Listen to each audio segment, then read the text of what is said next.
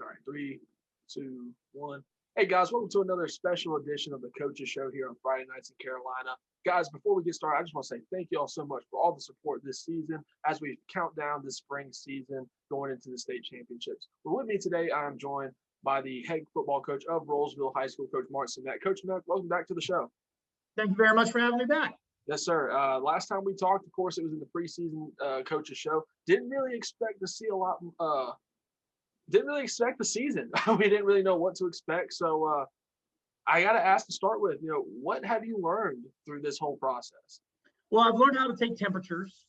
I've learned how to wear a mask now and deal with COVID.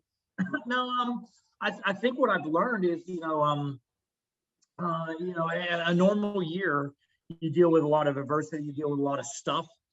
This year is for every coach, not just me, but for every coach that coached this year, there was so much more that we had to deal with because of COVID protocols, things like that.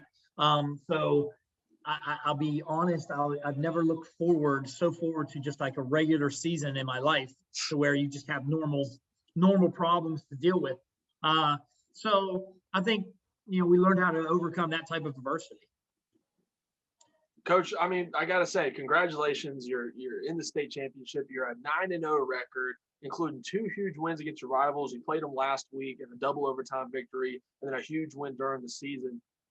What's kind of been that turning point for y'all? Like, what's been clicking really well? I know Byram's been balling, the quarterback, and Rogers, I mean, he's been picking up Power 5 offers left and right. But what's been that message so far this year that's been rolling?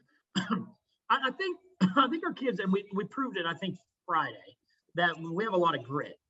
There's a lot of opportunities where a team with less grit would have lost that football game to a team like Wake Forest. And Wake Forest, a lot of teams have, under that type of, program that they have, has kind of fallen under the kind of pressure they can put on you.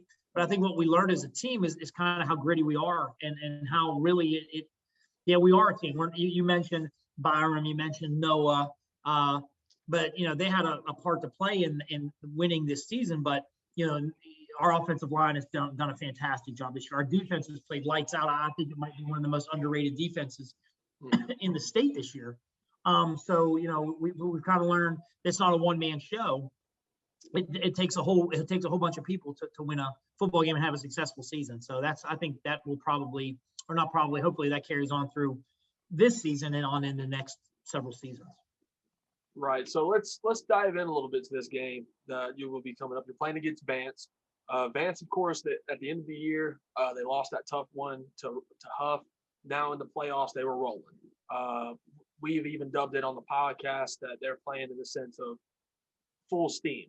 A lot of things that have been built up from this team.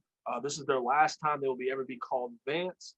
So it's a lot at stake in this state championship game. So going into this game, kind of the key players for them. What's some of the game plans you're looking forward to on both sides of the ball? Well, they're arguably the fastest team we've faced all year. They're very athletic. They come at you in different ways, especially on defense. I think their defense is very disruptive. What we're going to have to do is we're going to have to run the football.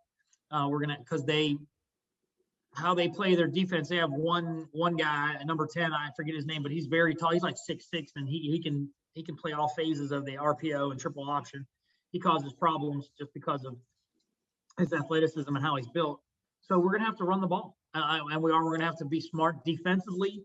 We're going to have to contain the running back, who is fantastic. If you miss a tackle on him, it could very well go for a touchdown. So we're going to have to be very fundamentally sound as far as our tackling goes and our assignments go. And I think if we do that, we'll have a chance to kind of beat them. They kind of remind me of back in the 90s, the UNLV running Rebels as far as basketball goes. They just keep coming, and they just run and run and run, and they're very athletic. Yeah. That's kind of what they were actually. If I want to kind of make a comparison as far, even though it's not football, I'd compare them to those the UNLV teams in the 90s that were just so athletic and so fast. Mm-hmm.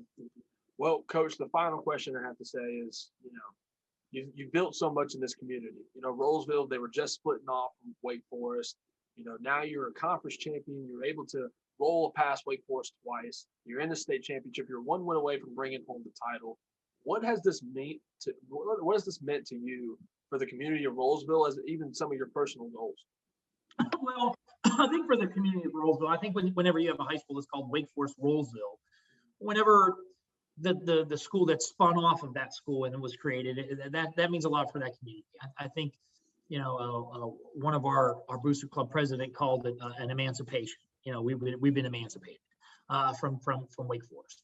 So we're our own entity, we're our own school, we're our own community. As far as the program goes, I mean, we're relatively, I guess it's a relatively new school, and this is me and my staff. I think it's our second year there as a staff. So it's kind of like we're new. We're very new on the scene. So I think, what we've done is I think we've set expectations for the future. Like, okay, this is the expectation. This is the standard. This is what we strive for. So whenever you talk to us in the future, every coach is gonna be like, our goal is to win conference championships and compete for state championships. That is the goal, and that is, that's how we have to approach it every day. And that's how we want our kids to approach it at practice, in the classroom, whenever they're out in the mall, whatever that's our standard, and we have to live up to that. So we've set that standard. So we're just going to have to continue to keep coaching and keep doing the things in the off season to ensure that happens. Definitely. Guys, once again, joining me again today was Martin Samek from the Rolesville High School. Coach Samek, we are looking forward to seeing you on the field against Vance. And let's see if y'all can bring it home. Yes, sir. Thank you very much. All right. Thanks, Coach. Mm-hmm.